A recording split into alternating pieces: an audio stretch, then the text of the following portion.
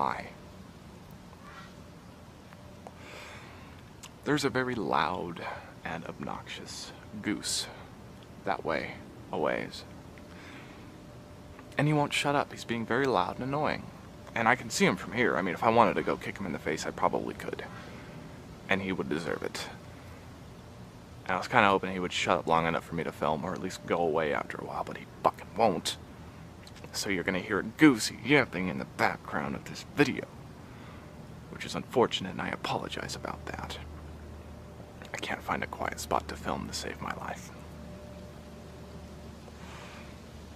I'm having a cigarette while I film, not because I feel the need to pump my body full of nicotine, and not because I want to look cool for the viewers. I think I smoke because my camera shoots in HD, which is unfortunate because it really brings out the yellow in my teeth, and I think I want my audience members to make the connection in their brains that the yellow teeth is caused by smoking, as opposed to other assumptions you could make, such as, oh, Mannix the pirate must have poor personal hygiene, which I'd rather you not assume. I don't know why I care so much, but I do.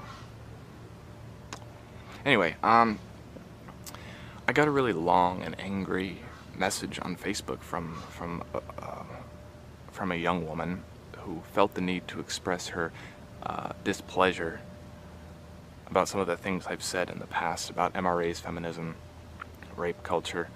And she even brought up something I said in a video I made years ago where I'd said that I have no sympathy for rape victims. And the gist of the message is I am perpetuating rape culture, and that I am responsible for people thinking rape is no big deal by not speaking out about rape jokes on the internet, and that I have no idea what it's like to be a rape victim on the internet being bombarded with rape jokes. And I was going to respond to this message. I was about to reply, and then I thought, I'll just make a video. I haven't done that in a while. And who knows, maybe I have some nuggets of wisdom that I can drop on you. Or maybe not. I've never been raped. So I don't know what it's like to be a rape victim on the internet, being bombarded with rape jokes. But I think I can sympathize with rape victims in that I know what it's like to have PTSD. And I know what it's like to have that PTSD triggered by sort of everyday things that people say. Back in February, I saw someone get killed when I was in Afghanistan. It wasn't the first time I had seen someone killed before, but it is a memory that sticks out in my head, and it's something I think about quite a bit, which is unfortunate because I'd like to forget. I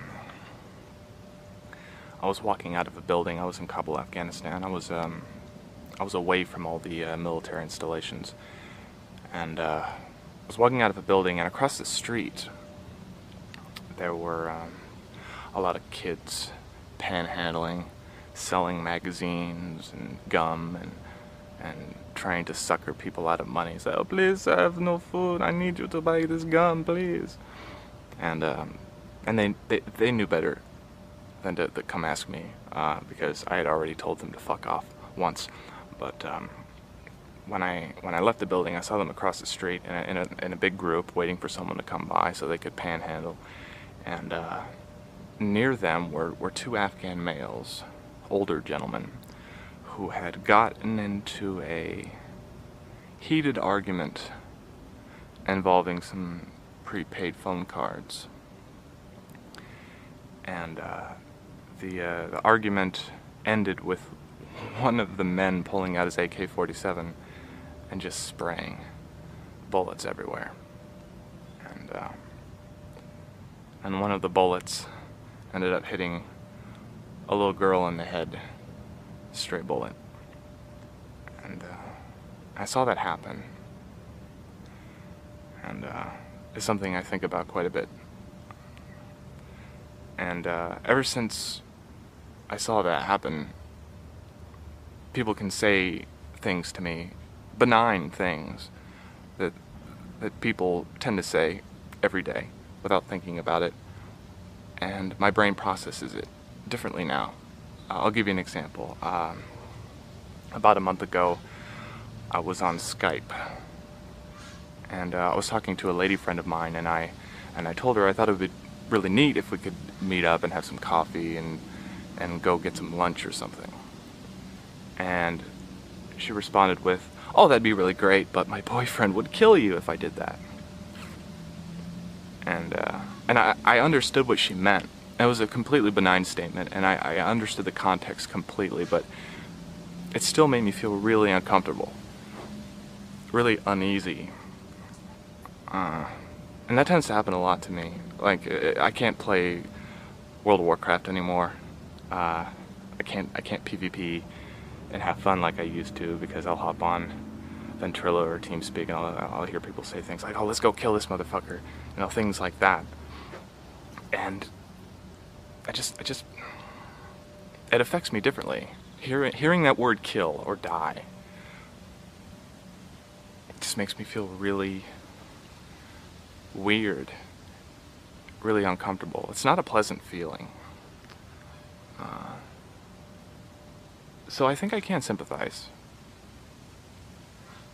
with rape victims on the internet being bombarded with jokes about rape. I think I can. I know it's not the same thing.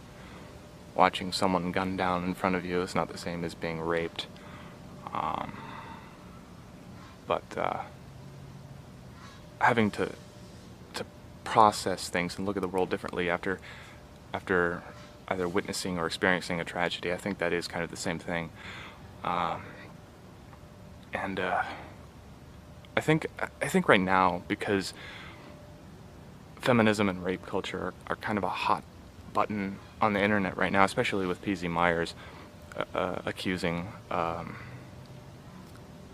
someone of being a serial rapist. It's getting people riled up about rape culture and rape jokes. When people go on the internet and they joke about tragedies that happen to other people, I don't think it's because they want to trivialize that form of tragedy. And if they end up injecting pain and suffering into the soul of another human being by doing so, I don't think that was the intention. I think people just don't know any better. And I think it's unrealistic to expect them to. Because most people won't ever experience real tragedy in their lives. And maybe that's a good thing.